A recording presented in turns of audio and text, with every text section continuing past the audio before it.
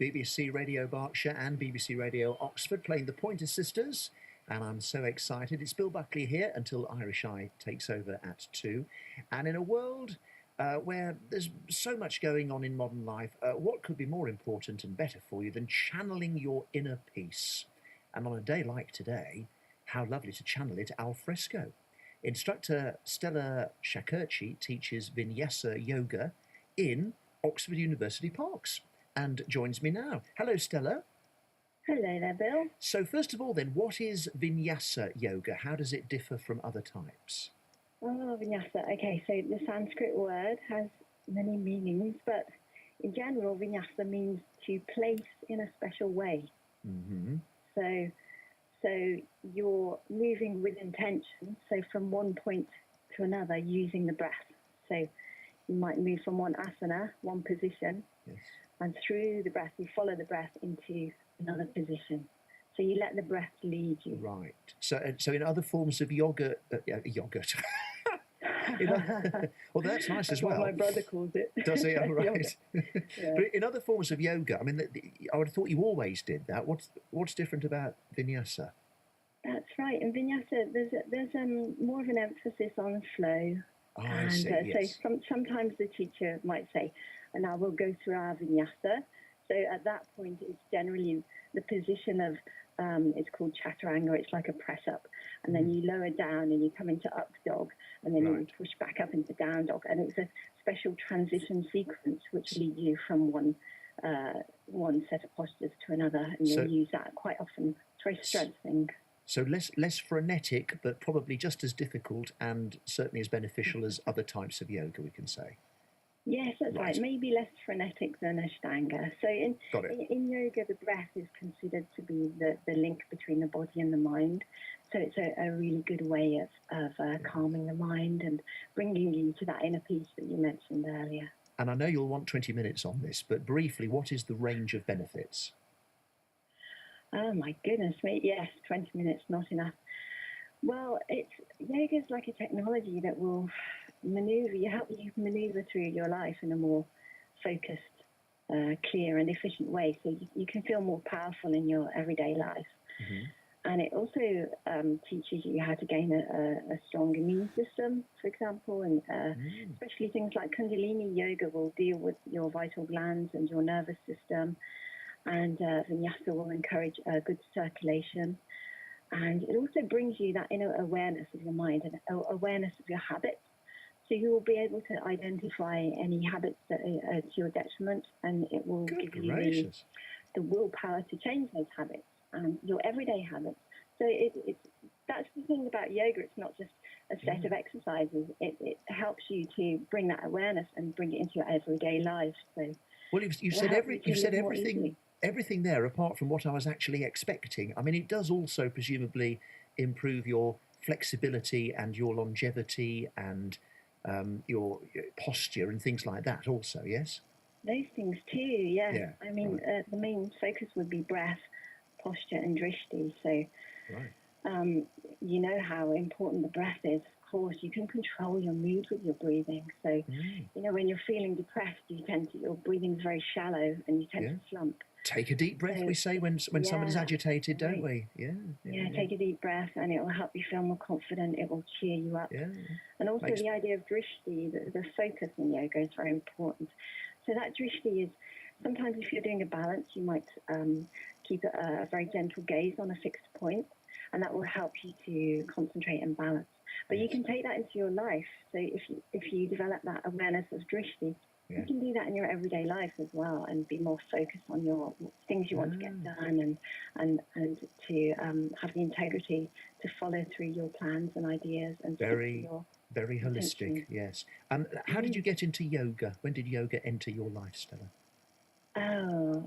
2000, when I went to live in Bermuda for a few years, and a lot of my friends there were practicing, and they used to invite me, so I used to practice with them, and sometimes I used to stand in for them and take their classes for them. Right. Did you love it straight away, or did it take you time? I loved it, but I was never obsessive with it. That's the thing. I just found it really beneficial and useful, so I thought, this is good.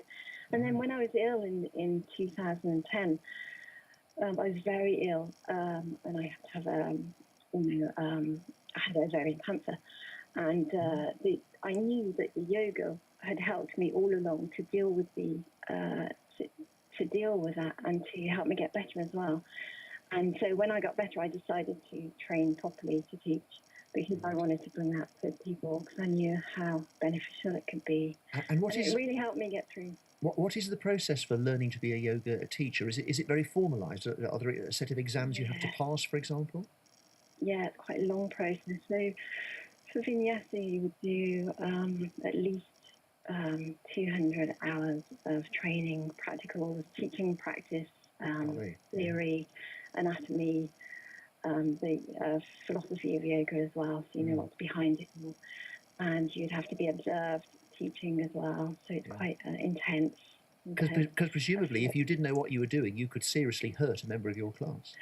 Oh, of course, yeah. You want to be aware and watch everyone very carefully so they're not damaging themselves, because people sometimes want to push themselves too much, too quickly, and you want to be sure that they're safe in their postures. Yeah, so the study of anatomy is very important in the training. Now let's talk about doing it out in the open air. Question number one: does this make anybody shy? You know, because presumably just people wandering past can see them, can they? Yes, but we tend to practice by some trees, so we feel a little bit sheltered. Right.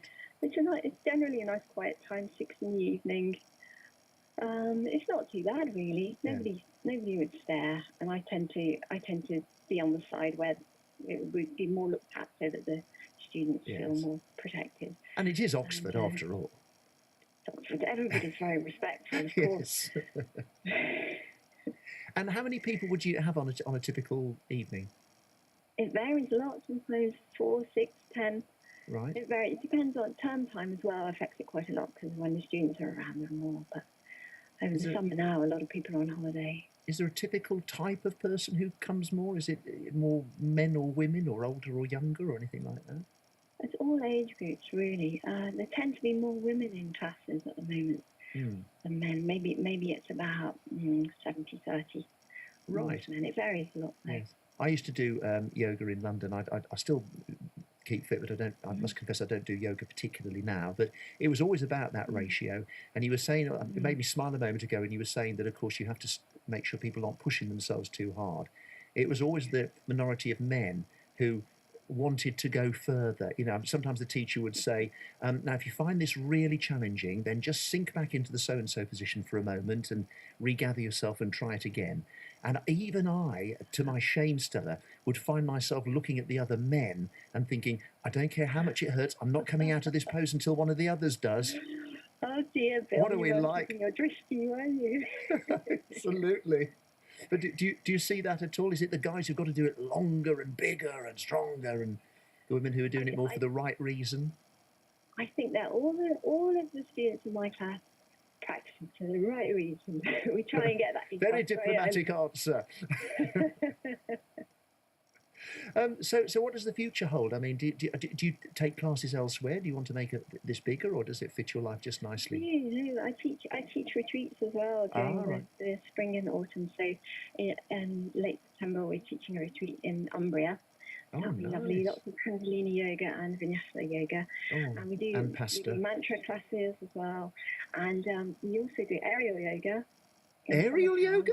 Which is great, real fun. What's that? It does tend to be the younger ones that go for that, though.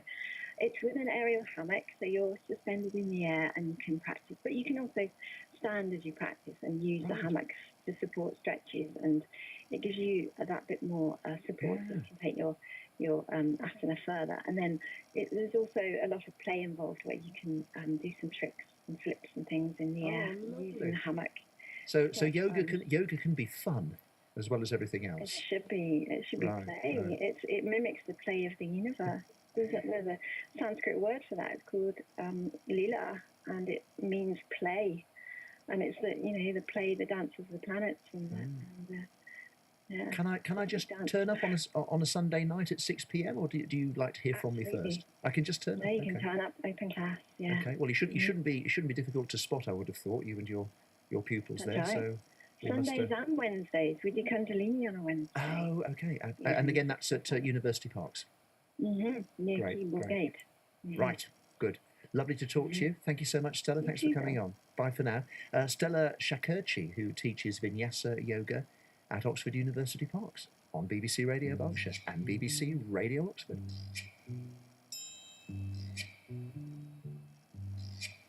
Oh, when the sun beats down and burns the tar up on the roof, and your shoes get so hot, you wish your tie